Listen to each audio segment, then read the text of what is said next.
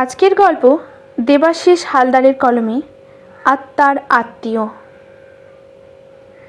বাড়ির গলি থেকে দ্রুত পায়ে হেঁটে বড় রাস্তায় এসে দাঁড়াতেই দেখতে পেল ভোরের প্রথম হাওড়া স্টেশনে যাবার বাস আসছে। নির্মল বাস স্ট্যান্ডে এসে হাঁপ ছাড়ল। যাক, সকাল 6টার পুরীর ট্রেনটা ধরা যাবে। এখন তো ভোর 4:45। এখান থেকে হাওড়া খুব বেশি হলে 1 ঘন্টা। বাস ফাঁকাই ছিল। জানালার পাশে বসতেই বাস ফাঁকা রাস্তা ধরে তরতর করে এগিয়ে চলল। এই প্রথম সে কোথাও বেড়াতে যাচ্ছে, তাও আবার একা।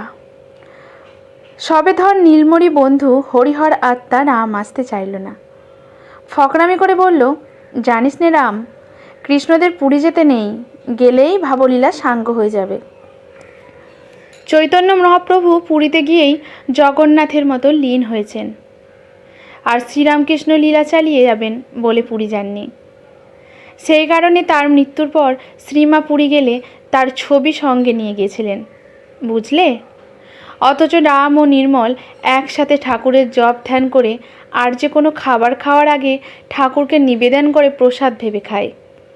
সেই রাম সামান্য শরীর খারাপের অজুহাতে যেতে চাইছে না। নির্মল রাগ দেখিয়ে বলল, হে এলেন আমার অবতার। রামের ইচ্ছেতেই নির্মলকে পুরী একা একা যেতে হচ্ছে। রামই এক প্রকার জোর করে তাকে পাঠাচ্ছে। তার খাওয়া থাকার ব্যবস্থা ফোনে সেরেছে। ইদানিং শরীরটা ভালো যাচ্ছে না মনে হচ্ছে জগন্নাথ দর্শনের, কিন্তু শরীর সাথ দিচ্ছে না। তাই বলল, তুই আমার হয়ে আমার প্রভুকে দেখে এসে প্রথমে জড়িয়ে ধরিস, তাতেই হবে। এই কয়েকটা দিন ঘরে একা পাহারা দাসে। 2 বন্ধুতে অনেক রাত অবধি কত কথা হলো। ভোর 4টেতে উঠে ফ্রেশ হয়ে সে বেরিয়ে পড়ার আগে রামকে ডেকে বলল, বন্ধু, আমি চললাম। তুই দরজাটা ভিতর থেকে বন্ধ করে শুয়ে থাক।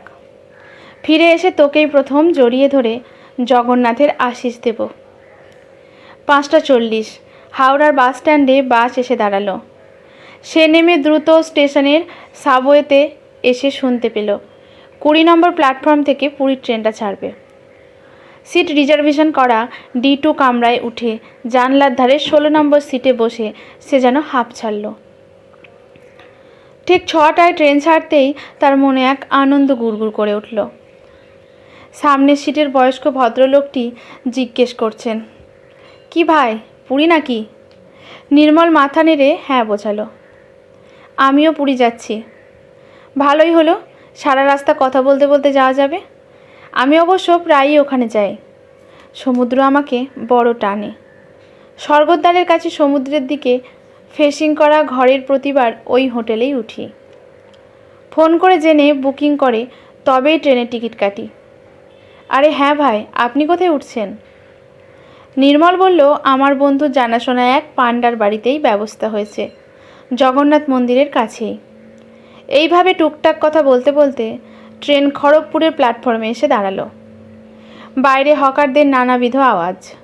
4টে গরম পুরি আর আলুর দম তরকারি খেয়ে 1 কাপ চা শেষ হতেই ট্রেন ছেড়ে দিল। গতকাল রাত্রে ভালো ঘুম হয়নি। জানালা দিয়ে ঠান্ডা হাওয়া এসে লাগছে নির্মলের চোখের পাতা ভারী হয়ে এলো। সে পিছনে হেলান দিয়ে শুয়ে পড়ল। যখন ঘুম ভাঙল, দেখল ট্রেন ভুবনেশ্বরে দাঁড়িয়ে, আর ঘড়িতে বেলা 11:30।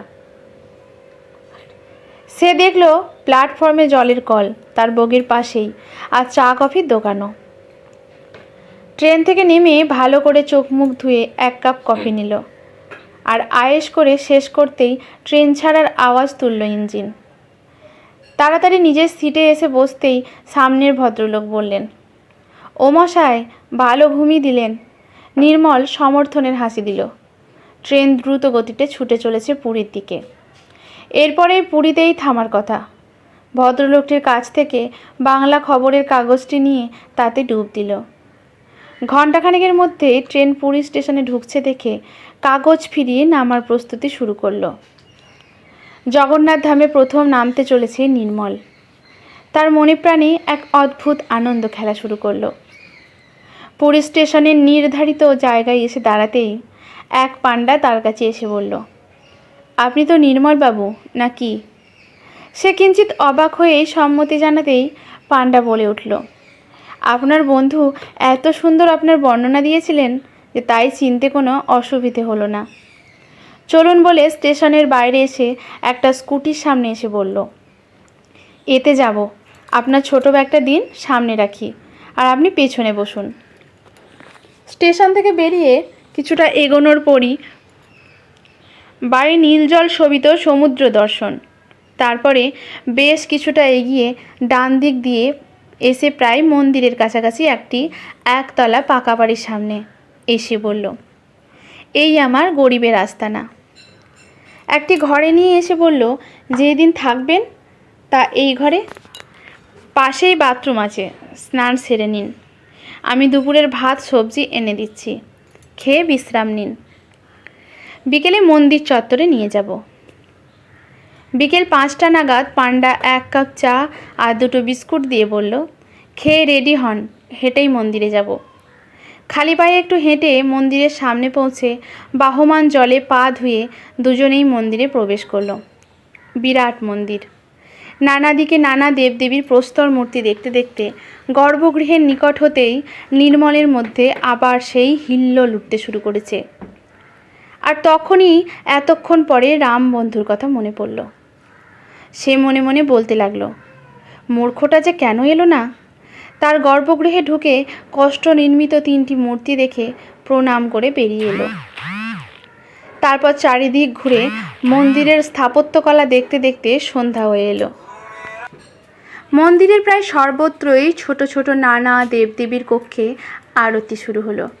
সে এক অপূর্ব দৃশ্য, আর নানা বাদ্যযন্ত্রের আওয়াজে চারিদিক মুখরিত হয়ে উঠল। এক বুক আনন্দ সাথে করে ফিরে এলো নিজের ঘরে।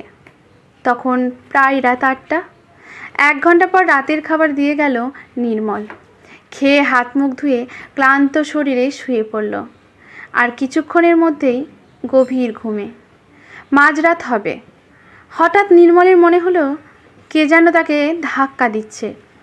সে অনেক কষ্টে তার 2টি চোখ মেলে দেখে, না, তার আশেপাশে তো কেউ নেই। সে পাশ ফিরে আবার ঘুমোবার চেষ্টা করলো। ঠিক ঘুম না অবস্থায় হঠাৎ আবার মনে হলো কে যেন ধাক্কা দিচ্ছে। শরীরে আর কানের কাছে কে যেন ফিস ফিস করে বলছে, যাকে দেখতে এসেছিলি তা হয়ে গেছে, আর এখানে নয়, এক্ষুনি উঠে পড় আর ফিরে যা। বন্ধু, শরীর ভালো নেই, না বাঁচালে কে বাঁচাবে? স্টেশনে যা, ট্রেন আছে, কলকাতা সকাল সকাল পৌঁছেও যাবে। ওঠ ওঠ, দেরি না করে বন্ধুর বিপদে পাশে যা। অস্পষ্ট কণ্ঠস্বর। আবার সব চুপচাপ চারিদিক। সে বিছানায় উঠে বসলো আর আবার অবাক হয়ে ভাবতে লাগলো, রাম তো তাকে বলেছিল, তুই আমাকে জগন্নাথ দর্শন করে প্রথম আলিঙ্গন করে তার আশীর্বাদ দিবি। বল, আলিঙ্গনের অপেক্ষায় থাকবো। আমি তো বসেই আছি। নিজের গায়ে চিমটি কেটে দেখলো, না, স্বপ্ন তো নয়। একটা অদ্ভুত অবস্থার মধ্যে সে তাড়াতাড়ি দরজার কাছে গিয়ে দেখল দরজা ভেতর থেকে বন্ধ করা। অথচ ঘরে কে এসে তাকে তুলে এত কথা বলে চলেও গেল। কীরকম অবিশ্বাস্য ব্যাপার। এক রাস দুশ্চিন্তা তাকে গ্রাস করল।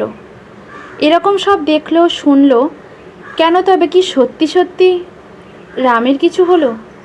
সে দরজা খুলে বেরিয়ে পাণ্ডার নাম ধরে ডাকতেই পাণ্ডা ঘুম চোখে বেরিয়ে এসে সব শুনে অবাক।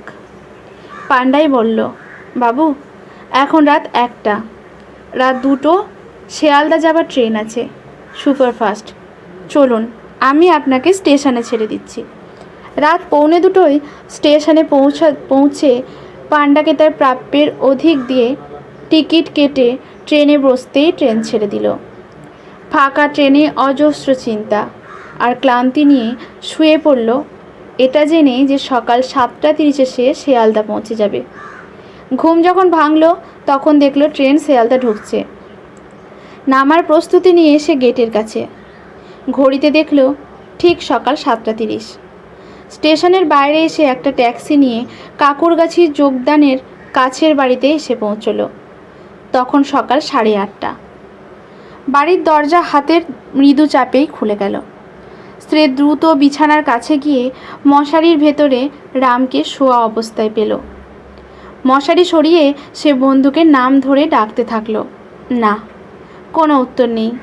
যেই হাত দিয়ে বন্ধুর শরীর স্পর্শ করলো, সে দেখল একটা হিম শীতল দেহ পড়ে আছে। ভয়ে উৎকণ্ঠায় তার নিজের প্রাণ ওষ্ঠাগত। সে ছুটে বেরিয়ে গিয়ে দেখল তার জামার একটা অংশ কী করে যেন রামের মুঠোর মধ্যে ধরা, আর সে যেন বলছে, আলিঙ্গন করবি না? সে যেই ওর ঝুঁকে ঝাঁপিয়ে পড়ল, তখন সে বুঝল না, রাম এখনও বেঁচে আছে।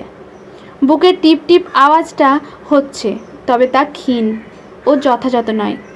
সে তাড়াতাড়ি তাকে হাসপাতালে নিয়ে ভর্তি করল।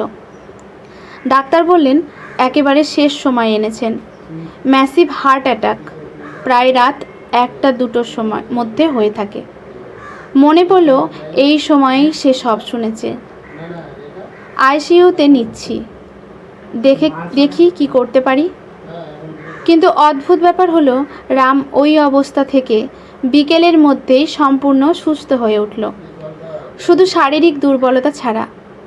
দেখা করতে করতে বলল, বলেছিলাম না, জগন্নাথ দর্শন করে আমাকে আলিঙ্গন করে তবেই আশীর্বাদ দিবি আমার প্রভু জগন্নাথের। তার দয়াতেই তো ঠিক হয়ে উঠলাম রে। নির্মল শুধু ভাবতে লাগলো, কে ডাক দিয়ে গিয়েছিল, কে এমন আত্মার আত্মীয় হয়ে উঠল। পুরীধামে কার আত্মার ডাক মাঝরাতে তাকে জাগিয়ে তুলল? রাম, ঠাকুর, জগন্নাথ, এদের মধ্যে কার সাথে আত্মার আত্মীয় সম্পর্ক কখন হলো তা বুঝে উঠতেই পারছে না। এই রকম কোনো আত্মার আত্মীয় হয়ে উঠতে পারলেই এও সম্ভব হয়। আজকের গল্পটি এখানেই সমাপ্ত। ভালো লাগলে লাইক, শেয়ার, কমেন্ট করে পাশে থাকবেন। ধন্যবাদ।